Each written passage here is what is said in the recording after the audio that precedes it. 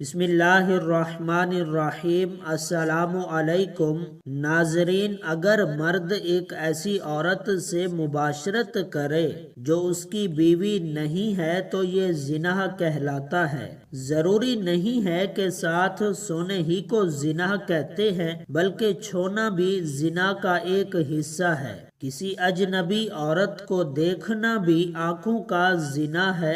زنا کو اسلام میں ایک بہت بڑا گناہ شمار کیا گیا ہے، اور اسلام نے ایسا کرنے والوں کی سزا دنیا میں بھی رکھی ہے اور مرنے کے بعد بھی اللہ اس کو سخت سزا دے گا۔ زنا کے بارے میں حدیث اور قرآن کیا کہتا ہے، ملاحظہ فرمائیے۔ زنا کرنا گناہ کبیرہ ہے، اور اپنے محرم سے زنا کرنا اور بھی کبیح یعنی برا ہے۔ اس کی سزا رجم ہے اگر زانی شادی شدہ ہے۔ اگر کنوارا ہے تو اسے کوڑے لگائے جائیں گے۔ مگر آج کل حدود کا نفاذ نہیں، اس لیے ایسے شخص کو دل سے توبہ اور استغفار کرنا چاہیے۔ ایسا شخص اگر اپنے فعل پر نادم ہو کر توبہ و استغفار کرے اور آئندہ ایسی حرکت نہ کرنے کا عزم کرے تو اللہ تعالیٰ کی ذات سے کبھی امید ہے کہ اس کی توبہ قبول فرما لیں گے۔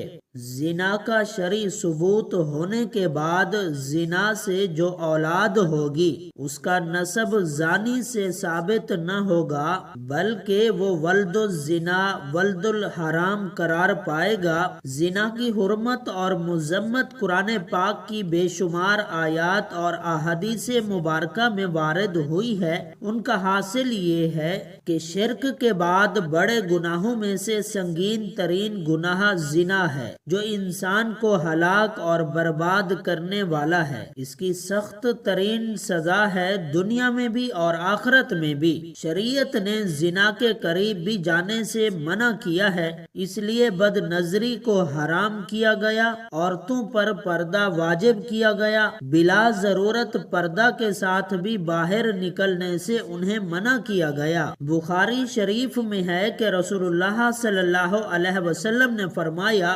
مومن ہوتے ہوئے تو کوئی زنا کر ہی نہیں سکتا۔ اللہ تعالیٰ قرآن مجید میں فرماتا ہے، دیکھو زنا کے قریب بھی نہ جاؤ، یہ بے حیائی اور برا راستہ ہے۔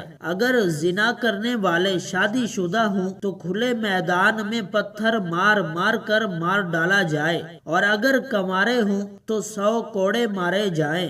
آج کل دیکھنے میں آیا ہے کہ اس گناہ میں بہت سے لوگ شامل ہیں، خاص کر بازاروں اور پارکوں میں جہاں عورتوں اور مردوں کا بھیڑ لگ جاتا ہے۔ اگر کوئی لڑکا یا لڑکی عمر بڑھ جانے کی وجہ سے غلط کام کرتا ہے تو اس کا گناہ اس کے ماں باپ کو بھی ملتا ہے، کیونکہ انہوں نے ان کی جلد شادی نہیں کی، جس کی وجہ سے وہ غلط کام میں مبتلا ہوئے۔ شادی کی عمر ہونے کے باوجود بھی ماں باپ ان کی شادی نہ کریں تو اللہ ناراض ہو جاتا ہے اور ان کے گھر کی برکت ختم ہو جاتی ہے، اور اللہ ان ماں باپ سے قیامت کے دن حساب مانگے گا۔ ایک جگہ اللہ تعالیٰ نے قرآن مجید میں فرمایا کہ پاک دامن لڑکیاں پاک دامن لڑکوں کے لیے ہے۔ اس کا مطلب یہ ہے کہ اگر آپ اچھے ہیں تو اللہ آپ کو بھی اچھی بیوی یا دلہا دے گا، اور اگر آپ خراب ہیں، گناہوں میں مبتلا ہیں، تو سمجھ لیجئے بیوی بھی ایسی ہی ملے گی۔ زنا ایک ایسا عمل ہے جس سے نسیان یعنی دماغی کمزوری، کینسر جیسی موذی بیماریاں پھیلتی ہیں۔ زنا سے انسان کا دل مردہ ہو جاتا ہے، جبکہ اکثر دیکھنے میں آیا ہے کہ جب دل مردہ ہو گیا تو پھر اس کے دل سے اسلام کی روشنی ختم ہو جاتی ہے، جس سے وہ ایمان سے خالی ہو جاتا ہے۔ انسان جو بھی غلط کام کرتا ہے اس کی قیمت اس کے بچوں یا ماں بہن کو اس دنیا میں ہی ادا کرنا پڑتی ہے۔ امام شافعی رحمۃ اللہ علیہ فرماتے ہیں، زنا ایک قرض ہے، اگر تو ایسا قرض لے گا تو تیرے گھر سے یعنی تیری بہن بیٹی سے وصول کیا جائے گا۔ دوستو، اس کبیرہ گناہ کی اور بھی سزائیں ہیں، لہٰذا خود بھی بچیں اور اپنے دوستوں کو بھی بچائیں۔ اگر آپ نے اپنا جنسی قصہ اپنے اپنے دوست سہیلی کو سنایا اور اس کے دل میں بھی ایسا کرنے کی بات آ گئی اور اس نے وہ کام کر لیا تو اس کا گناہ آپ کو بھی ملے گا، کیونکہ آپ نے ہی اس کو غلط راستہ دکھایا ہے۔ قرآن و حدیث میں ہمیں زنا کی سزا اور اس کے برے ہونے کے بارے میں بتایا گیا ہے۔ اللہ تعالیٰ فرماتا ہے، زنا کے قریب بھی نہ جاؤ، یہ بے حیائی اور برا راستہ ہے۔ زانیہ عورت اور زانی مرد کو کوڑے مارو، ہر ایک کو 100 کوڑے۔ اس طرح نبی کریم صلی اللہ علیہ وسلم نے فرمایا، شادی شدہ مرد اور عورت زنا کرے تو دونوں کو سنگسار کر دو، یہ اللہ تعالیٰ کی طرف سے سزا ہے۔ زانی ایمان کی حالت میں زنا نہیں کرتا، یعنی جب وہ زنا کرتا ہے تو ایمان سے خالی ہو جاتا ہے۔ خدا نخواستہ اگر زنا کرتے ہوئے موت آ گئی، یعنی زنا کی حالت ہی میں موت آئی، تو وہ مومن نہیں بلکہ کافر یعنی غیر مسلم ہی مرے گا۔ رسول اکرم صلی اللہ علیہ وسلم سے بڑے گناہوں کے بارے میں پوچھا گیا تو آپ صلی اللہ علیہ وسلم نے فرمایا، ہمسائے کی بیوی سے گناہ کرنا بڑے گناہوں میں سے ایک گناہ ہے۔ زنا کی سزا اس شخص پر لاگو ہوگی کہ زنا کرنے والا مسلمان عاقل اور بالغ ہو، جس نے یہ جرم اپنے اختیار سے کیا ہو اور جرم کے لیے اس پر کوئی زبردستی نہ کی گئی ہو۔ رسول اکرم صلی اللہ علیہ وسلم نے فرمایا، 3 قسم کے لوگوں کا کوئی عمل نہیں لکھا جاتا، یعنی 3 قسم کے لوگ ایسے ہیں جنہوں نے اگر زنا کیا بھی ہو تو ان پر دین اسلام کی روح سے کوئی حد لاگو نہیں ہوتی۔ ایک تو وہ جو کہ نابالغ ہو جب تک بالغ نہ ہو جائے، دوسرا وہ شخص جو سویا ہوا ہو جب تک کہ وہ بیدار نہ ہو جائے، اور تیسرا وہ شخص جس کا دماغی توازن ٹھیک نہ ہو، دیوانہ ہو، مجنون ہو، اس پر بھی اس کی کوئی حد نہیں ہے۔ آپ صلی اللہ علیہ وسلم نے فرمایا، میری امت کی بھول چوک اور جس چیز پر مجبور کیا جائے معاف کر دیا گیا ہے، یعنی اگر آپ سے کوئی بھول چوک ہو جائے تو اللہ تعالیٰ آپ کو معاف فرما دیں گے، یا کسی چیز پر آپ کو مجبور کیا گیا ہے تو وہ بھی اللہ تعالیٰ آپ کو معاف فرما دیں گے۔ زنا کرنے والے کے لیے رجم یعنی زنا کار پر حد قائم کرنے کا ایک طریقہ کار بتایا گیا ہے۔ زمین میں گڑھا کھودا جائے، زانی کو اس میں کھڑا کر کے سینے تک اس کو مٹی میں دبا دیا جائے اور پھر پتھر مارے جائیں یہاں تک کہ وہ مر جائے۔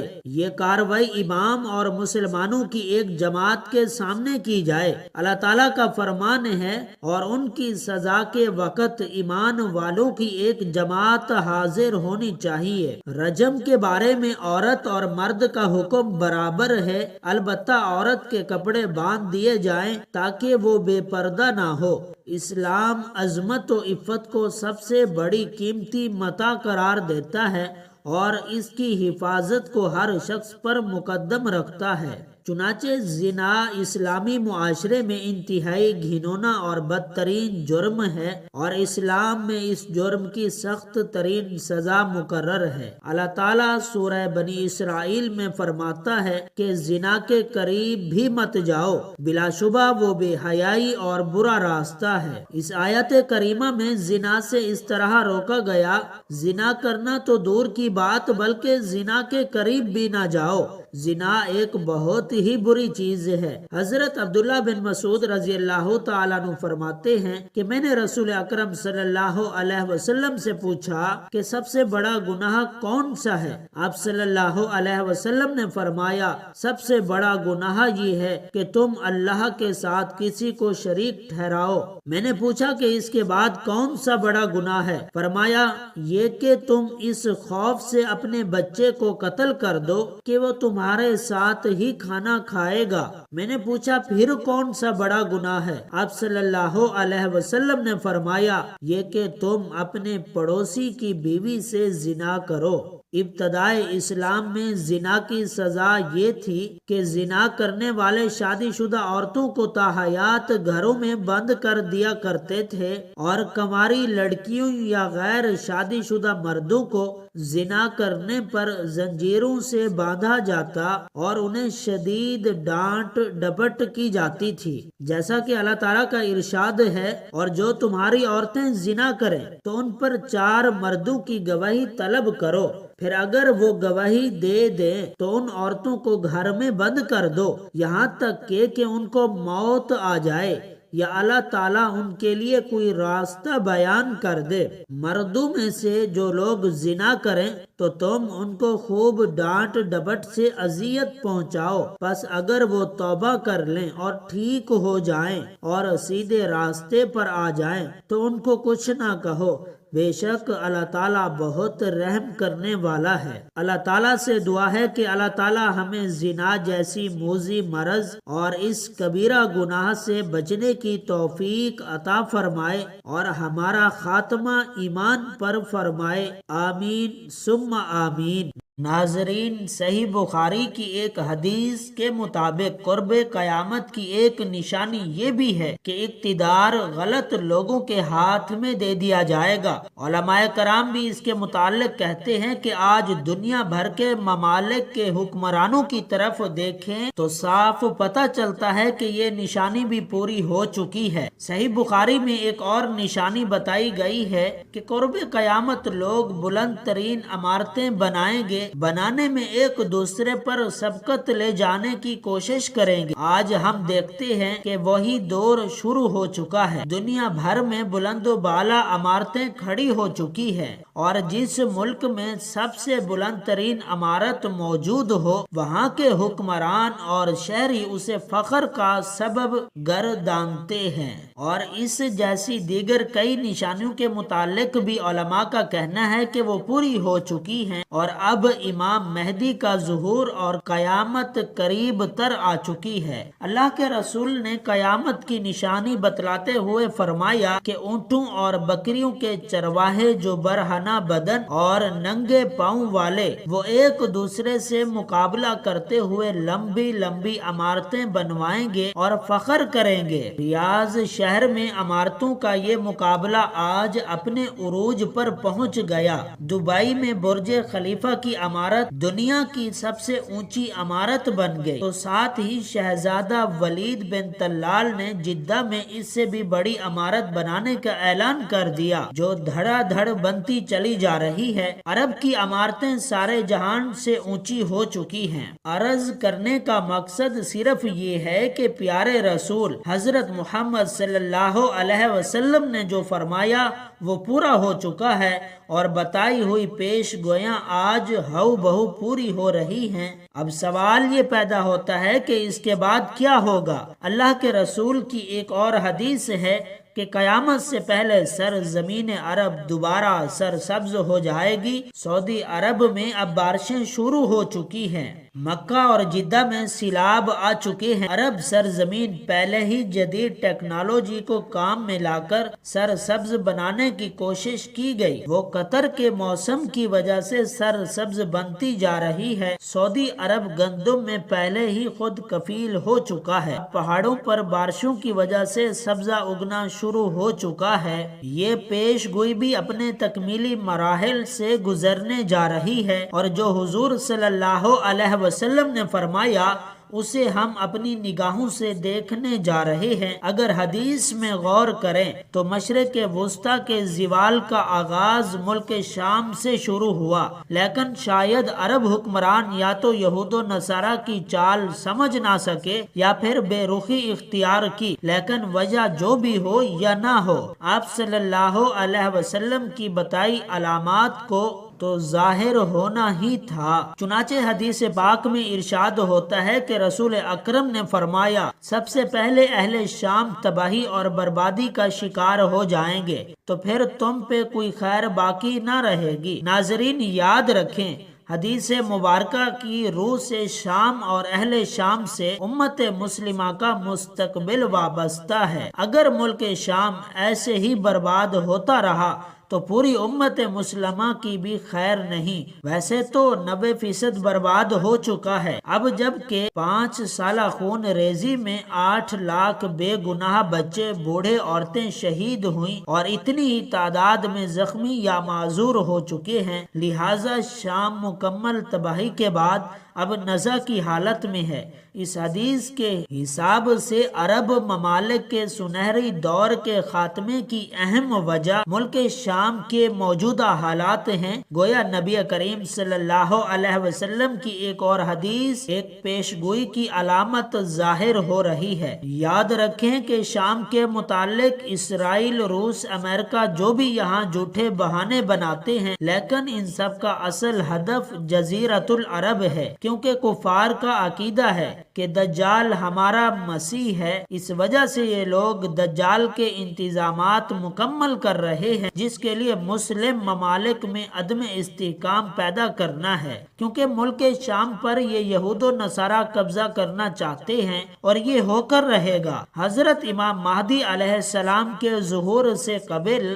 چنانچہ کتاب میں ہے کہ آخری زمانے میں جب مسلمان ہر طرف سے مغلوب ہو جائیں گے اور شام میں بھی عیسائیوں کی حکومت قائم ہو جائے گی تو یہ قرب قیامت کی نشانی ہوگی۔ قیامت کی نشانی میں سے ایک نشانی دجال کے ظہور ہے۔ دجال ایسا خطرناک اور بڑا فتنہ ہے کہ تمام انبیاء نے اپنی امتوں کو اس کے متعلق آگاہ کیا۔ نبی کریم صلی اللہ علیہ وسلم نے امت کو اس کے بارے میں اس قدر واضح بتایا کہ صحابہ کرام دجال کے فتنے سے پناہ مانگا کرتے تھے۔ مساجد میں دجال کا تذکرہ ختم ہو جائے گا، پانی کی قلت ہوگی۔ اس کی سب سے بڑی مثال ان دنوں ہمارا وطن عزیز ہے۔ اللہ تعالیٰ سے ہماری دعا ہے کہ اللہ تعالیٰ ہمیں ہر وقت فتنے کے دور میں ایمان پر قائم رکھنے کی توفیق عطا فرمائے اور ہمارا خاتمہ ایمان پر فرمائے، آمین یا رب العالمین۔ ناظرین، کومنٹ باکس میں اللہ تعالیٰ کے 99 ناموں میں سے کوئی